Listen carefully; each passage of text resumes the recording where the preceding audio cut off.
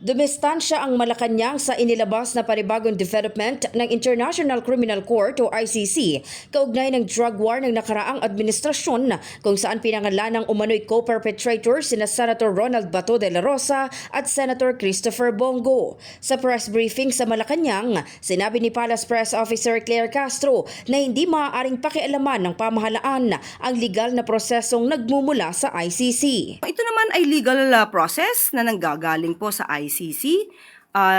Hindi naman po natin ito maaaring pakialaman dahil ang kasong yan ay naisampa noon pa 2017 at hindi pa po Pangulo si Pangulo Marcos Jr.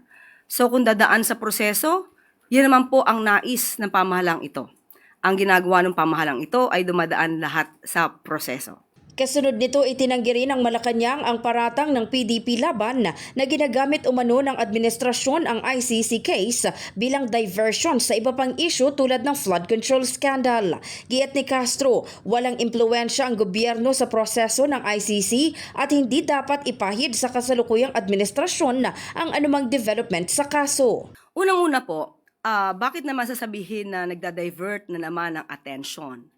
Hindi ito diversion. Dahil matagal na po ang kasong ito na nakasampa sa ICC. At kung sasabihin nila na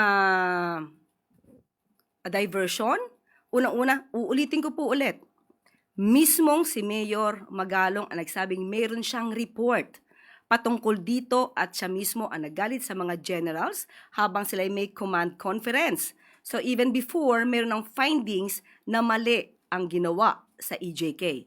Pagdating naman sa posibilidad na maglabas ng warrant of arrest, tahasang sinabi ng Malacanang na handa ang gobyerno na makipag-ugnayan sa Interpol katulad ng naging koordinasyon noon sa pag-aresto kay dating Pangulong Rodrigo Duterte. Gayunpaman, nilinaw ni Castro na sa ngayon wala pang natatanggap na warrant laban sa mga pinangalanan. Nagawa na po before at ang sinunod po ay ang batas na umiiral sa ating bansa at nakipag-coordinate po ang ating pamahalaan sa Interpol, kaya po naipadala ang dating Pangulong Duterte sa The Hague. Yun po ang nangyari before at yan din po ang mangyayari ngayon. May mensahe rin si Castro sa mga pangalang nababanggit ng ICC. Unang-una, kung kayo magtatago, ano bang ibig sabihin yan? Kayo ba'y may kasalanan? Tinatago nyo para hindi po kayo madinig at ma-escape kayo or ma-evade the liability of what you had done. So, hindi po kinakailangan magtago kung alam po nila na sila'y walang kasalanan, humarap sila at maging matapang sa mga maaaring proseso.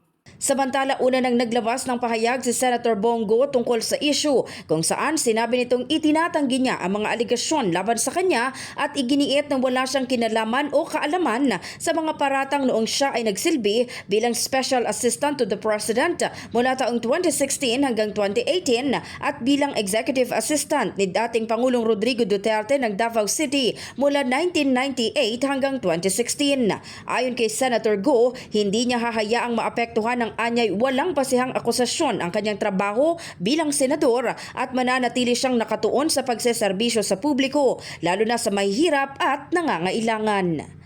In the heart of changing lives, ako si Brigada Maricar Saragan ng 105.1 Brigada News FM Manila, The Music and News Authority.